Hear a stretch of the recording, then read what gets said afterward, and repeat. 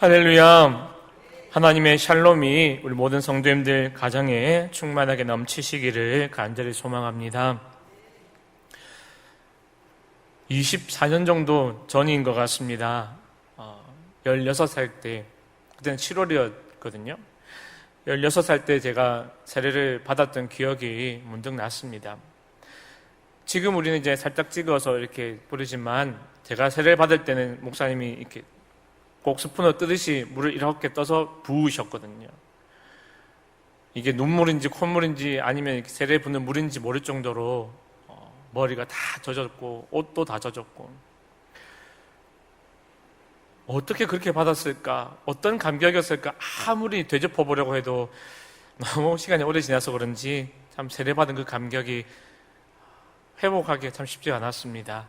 오늘 우리가 또 말씀을 듣고 예배하는 가운데 또 우리 세례받고 입교하는 우리 중고등부 친구들 보면서 우리 모든 성도인들의 그 세례 그 감격, 세례받았을 때 그 감격을 회복할 수 있는 시간이 되면 참 좋겠습니다. 청교도 작가인 나다나엘 호돈이 쓴 큰바위 얼굴을 다 읽어보셨을 것입니다.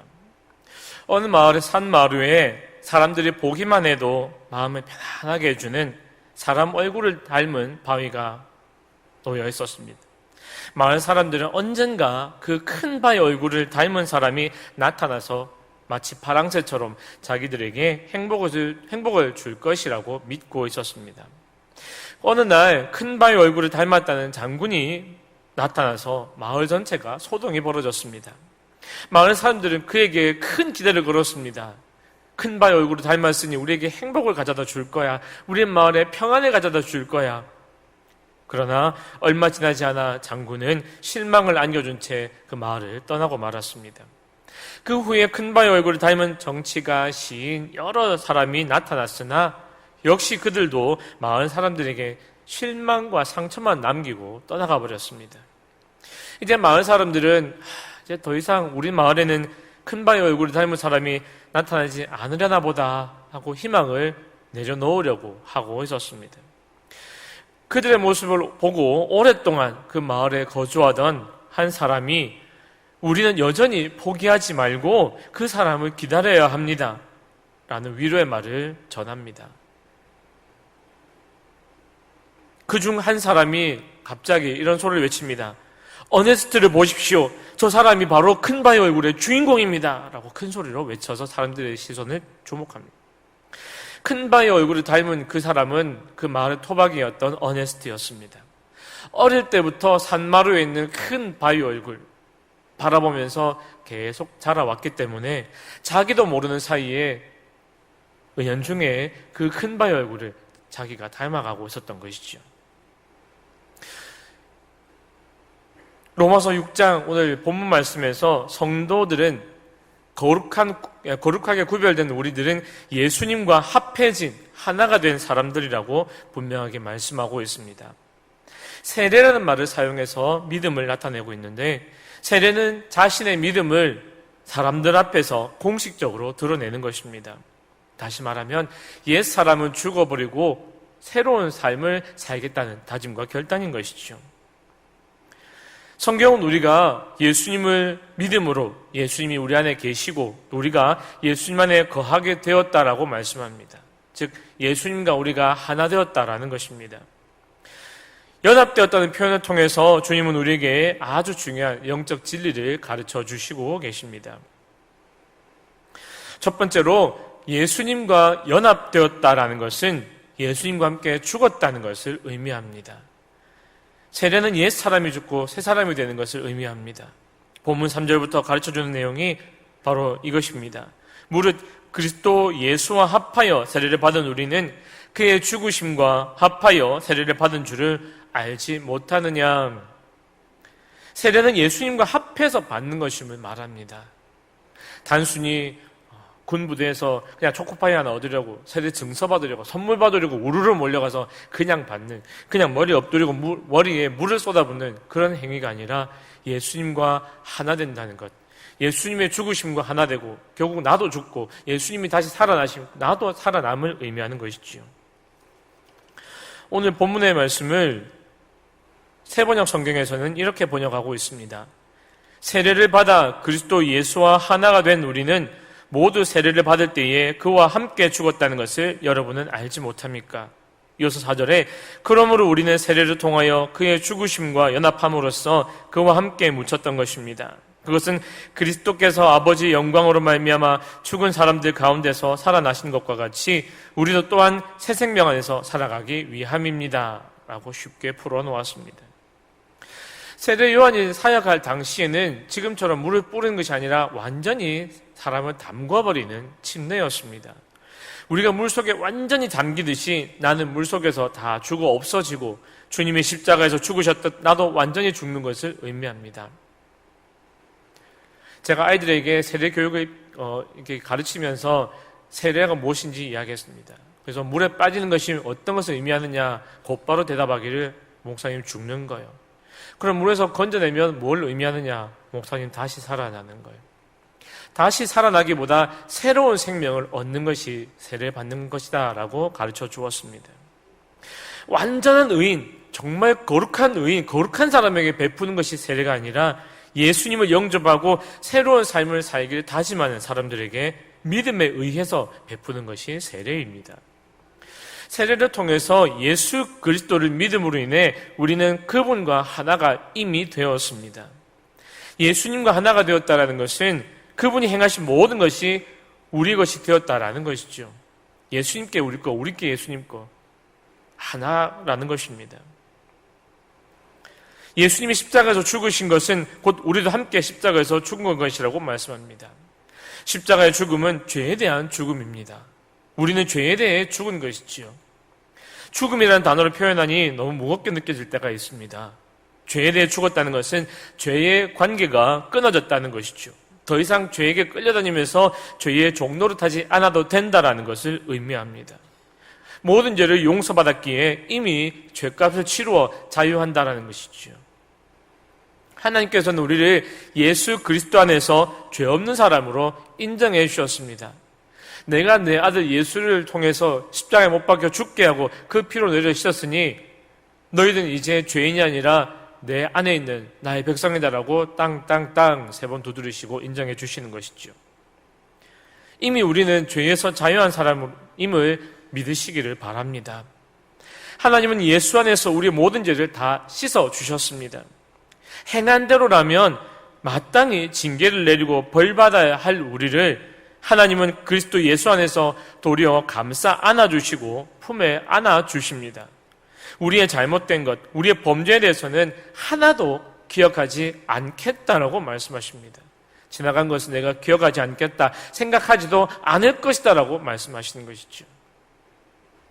대신에 죄 없는 사람, 거룩한 사람, 사랑하는 하나님의 자녀로만 기억해 주시는 것입니다. 예수님 때문에 믿음으로 예수님과 하나 되었기 때문에 우리는 그런 존재가 된 것이지요. 용서받지 못할 죄인에서 이미 용서받은 하나님의 자녀로 신분이 완전히 변화되었습니다. 사랑하는 여러분, 우리는 죄에 대해서 이미 죽은 사람입니다.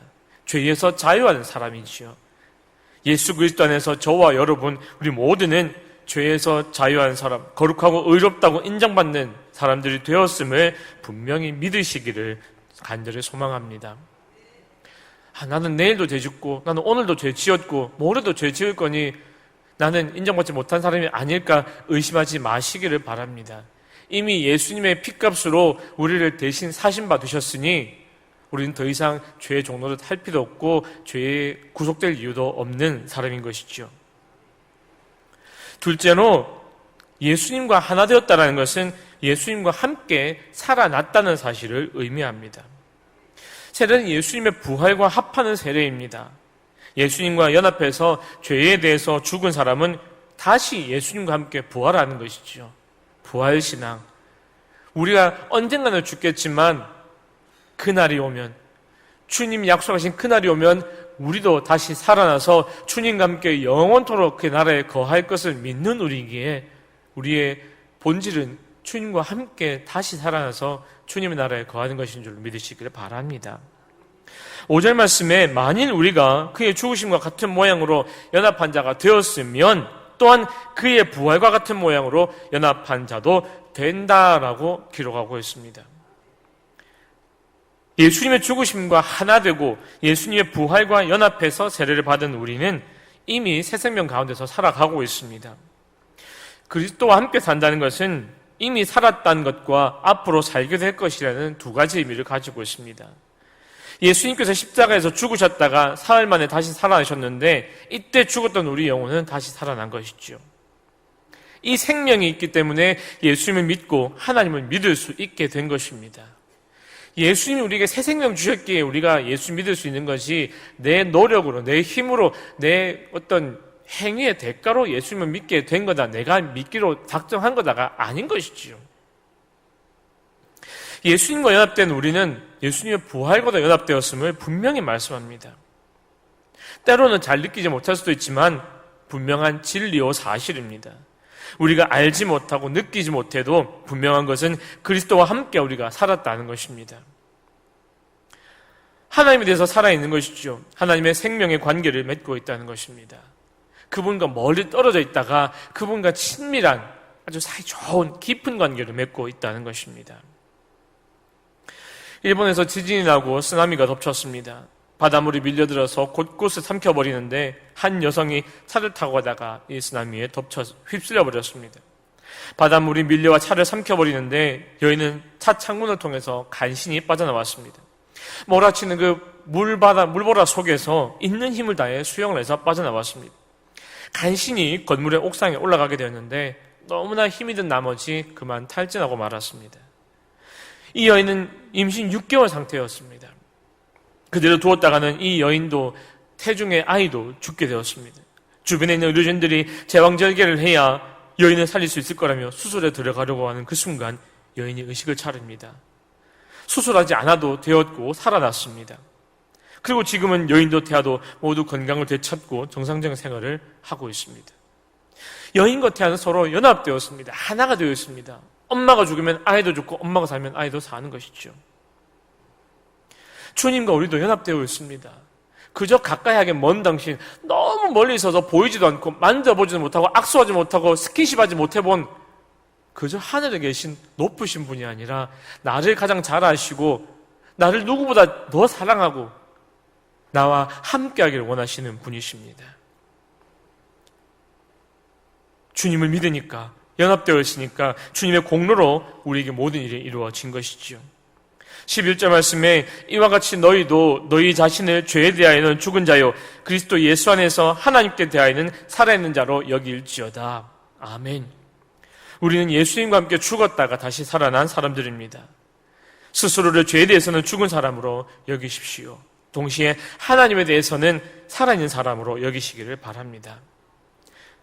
우리는 죄로 인해 죽었다가 하나님 편으로 다시 살아난 사람입니다. 우리 스스로를 하나님 편으로 다시 살아난 사람이라고 분명하게 이해한다면 우리의 인생과는 전혀 달라질 것입니다. 우리 모두는 스스로를 예수님과 함께 죄에 대해서는 죽고 하나님 편으로 살아난 사람으로 여기시기를 간절히 소망합니다. 세 번째로 그리스도와 연합되었다는 것은 결국 주님과 함께 동행한다는 것을 의미합니다. 예수님과 죽었고 살았으니 결국 예수님과 함께한다라는 것이죠. 하나님이 원하시는 삶을 살아가는 것을 의미합니다. 하나님 뜻대로 내 주여 뜻대로 행하시옵소서. 내 주님 뜻대로 가라 하시면 가고 스톱 하시면 멈추는 것이 지금 우리의 삶인 것이지요. 고린도후서 5장 14절 15절에서는 우리에게 그리스도의 사랑이 우리를 강권하시는도다. 우리가 생각하건대 한 사람이 모든 사람을 대신하여 죽었은즉 모든 사람이 죽은 것이라. 그가 모든 사람을 대신하여 죽으심은 살아있는 자들로 하여금 다시는 그들 자신을 위하여 살지 않고 오직 그들을 대신하여 죽었다가 다시 살아나신 이를 위하여 살게 하려 함이라. 아멘. 우리를 위해 죽으신 것은 우리를 향한 사랑이요 모두가 다 죽은 것이라고 말하는 것입니다. 너무나 단순한 이유입니다. 예수님, 왜 우리를 위해 죽으셨습니까? 무엇 때문에요? 죽으실 이유가 없잖아요. 죄가 없는 분이시잖아요. 왜 죽으셨나요? 물으면 답은 간단합니다. 사랑하니까. 사랑하니까 죽은 거야. 때로는 이해가 되지 않습니다. 왜 사랑하니까 죽는 건데? 우리가 생각하는 그 사랑과 다르기에 내 사랑하는 이들 죽어가는 모습 볼 수가 없어서 대신 희생해 주신 것이지요. 오늘 본문 뒤에 12절 13절에는 그러므로 너희는 죄가 너희 죽을 몸을 지배하지 못하게 하여 몸의 사욕에 순종하지 말고 또한 너희 지체를 불의의 무기로 죄에게 내주지 말고 오직 너희 자신을 죽은 자 가운데서 다시 살아난 자 같이 하나님께 드리며 너희 지체를 의의 무기로 하나님께 드려라. 이제는 너희 마음대로 살지 말고 하나님 기뻐하시는 삶을 살라. 하나님께서 이끄신 대로 마치 줄 달려서 사람이 이렇게 움직이면 움직이는 인형처럼 하나님이 이끄신 대로 살라 하는 것입니다. 우리 오늘 입교하고 또 우리 세례받는 우리 친구들도 이제 세례받고 입교한 이후에는 내 마음대로 내가 원하는 대로 삶이 아니라 하나님 기뻐하시는 삶을 살아야 되는 줄로 믿고 기억하시기를 바랍니다. 적당하게 두루뭉술하게 내 편한 대로 내 입만 생각하며 내 기분 내키는 대로 살아왔더라고 할지라도 이제는 주님 주시는 그 깨달음 가지고 이젠 아니야, 내 마음대로 살면 안 돼, 주님 기뻐하시는 삶을 살아야 돼, 내가 세례받았잖아, 내가 다시 살아났잖아, 내가 예수 그리스도 안으로 들어갔잖아, 그러면 내가 주님과 함께 동행해야 되잖아, 내가 주님과 함께 살아났으니 주님과 함께 해야지, 그 마음가짐으로 살아갈 수 있기를 주님의 이름으로 축복합니다. 오늘 세례와 입교에 참여하는 우리 중고등부 여러분, 그리고 사랑하는 성도 여러분, 예수 믿는 우리는 예수님과 함께 연합 하나 된 자입니다. 사도 바울이 말한 것처럼 이제 이후로 나를 괴롭히지 말라, 내 몸에 예수의 흔적을 지녔노라. 그의 흔적이, 그의 삶이, 그의 몸이, 그의 피가 내 속에 흐른다는 것입니다. 이미 죄에 대해 죽었고 하나님 편으로 다시 살아난 사람들입니다. 이제 하나님 편으로 하나님 원하시고 기뻐하시는 아름다운 신앙의 삶을 살아가야 하는 것이죠. 그 사랑에 감사하며 죽을 수밖에 없는, 영원히 죽을 수밖에 없는 죄인된 나를 사랑하기 때문에 죽어주셨고 다시 부활하셨고 내게 새 생명 주신 그 은혜에 감격하며 주님을 영화롭게 하는 삶. 제가 이번에 아이들 가르치면서 계속 반복해서 주입했던 것이 하나 있습니다. 사람의 죄에 대한 목적이 뭐냐? 하나님을 영화롭게 하고 영원토록 그를 즐거워하는 것, 오직 하나님만을 기쁘시게 해드리는 것, 그것이 사람의 제1되는 목적이다라고 중요하게 생각하고 가르쳤습니다.